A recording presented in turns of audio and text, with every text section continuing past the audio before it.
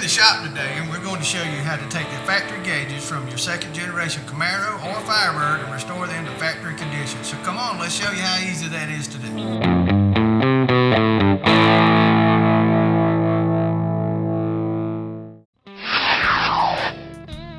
This Trans Am tachometer looks intimidating, but it's really simple to disassemble. There are two lead wires from the clock that attach to the back plate. Slip these wires off of the terminals, making note of their orientation. Remove the screws from the back plate.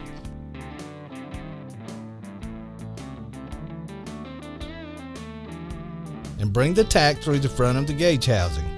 If you want to refinish the clock needles, they can be removed by sliding a pair of angled cutters under the back side of the needles and prying upward. The needles for all gauges except the tachometer are removed the same way. Next, the clock housing needs to be removed. It's a self-contained unit, so there are no small parts to be concerned with. Remove the two retaining screws and slide the clock out of the tack assembly. Remove the screws from the outer perimeter of the tack face. The center tab can be bent upward to allow clearance for the needle when removing the face.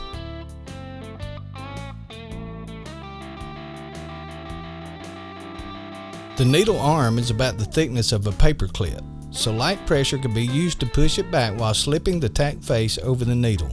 Just reverse this procedure for reassembly. The Camaro speedometer has a removable needle with a positive stop. I'll show you how to replace that needle later in this video. To remove the needle, again use a pair of angled cutters and gently pry upward.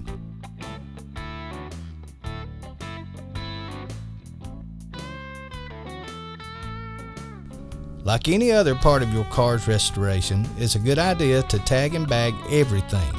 You should also take pictures of each gauge before it's disassembled. Some gauge faces are riveted to the gauge housing. A small die grinder or a cutting tool can be used to cut the rivet heads from the back. I like to use small stainless steel screws for reassembly of these gauges.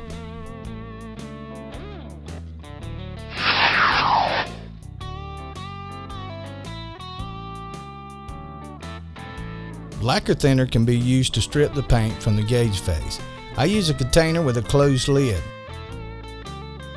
Always use fresh thinner in a clean container so that nothing gets contaminated. Always wear protective clothing and have adequate ventilation when using lacquer thinner. It's great stuff but can cause problems if not handled correctly. It's a good idea to let the gauge face soak for an hour or so. Then use a soft brush and clean towel to remove the paint. This face has some underlying rust that needs to be removed before it's repainted. I'll use a bead blaster to take care of that.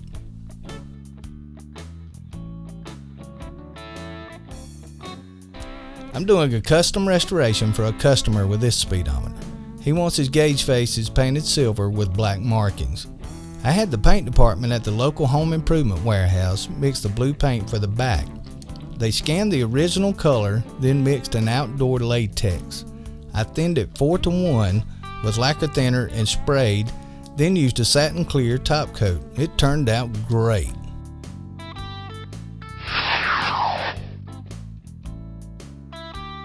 This Trans Am speedometer face has already been stripped and repainted. Krylon Satin Black is an excellent choice for this. Before applying the new gauge marks, gently remove any dust from the gauge face with a soft brush. To prepare the markings for application, apply pressure to the transfer sheet to ensure good adhesion. A wallpaper seam roller works great for this. A credit card also works very well. Slowly begin to peel the transfer sheet at a 45-degree angle, pulling the white backing sheet in the opposite direction. Don't panic if one of the digits stays on the backing sheet. Just let the transfer sheet fall back into place and reapply pressure.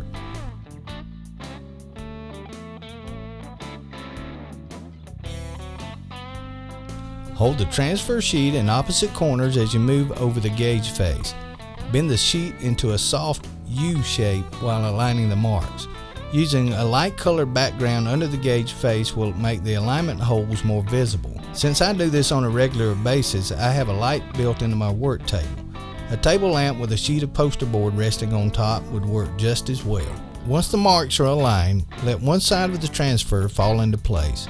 Begin working around the face and pressing the markings as you go. We're filming this in real time so you can see how easy this is to do. Just take your time and relax. Now that the markings have been smoothed out, slowly start to peel away the transfer sheet.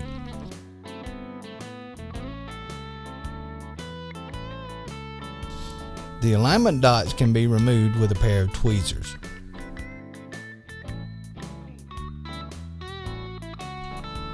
That is a great looking Trans Am speedometer. Applying the needle is easy. Remember the positive stop we mentioned earlier? The needle can be applied loosely above zero, then moved around to zero for correct placement. Press the needle base firmly to set it, and you're done. Now it's time to finish the restoration on that rusty Camaro speedometer. The gauge marks are applied in exactly the same way as shown before.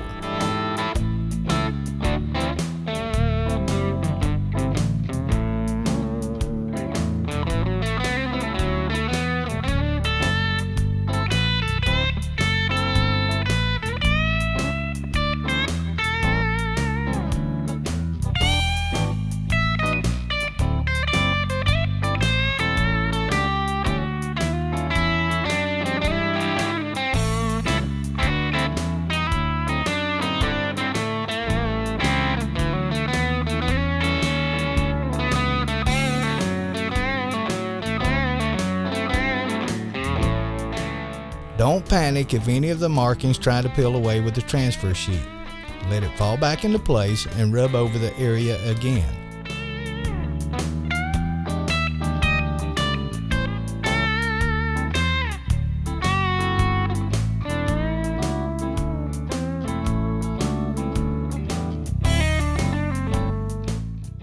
Here's a shot of that positive stop that I mentioned on the speedometer. It keeps the speedometer from falling below zero, so you're sure to get your needle reset correctly.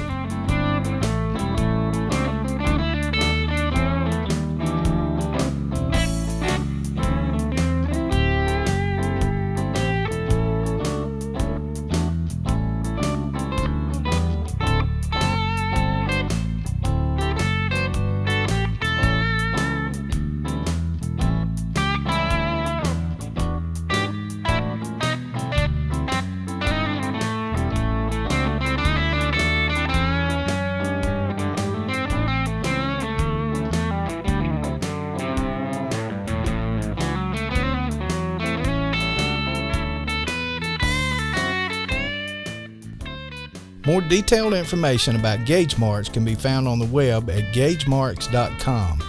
You will also find tech tips, new product releases, and ordering information. This is Daniel Burns. Thank you for choosing Gauge Marks.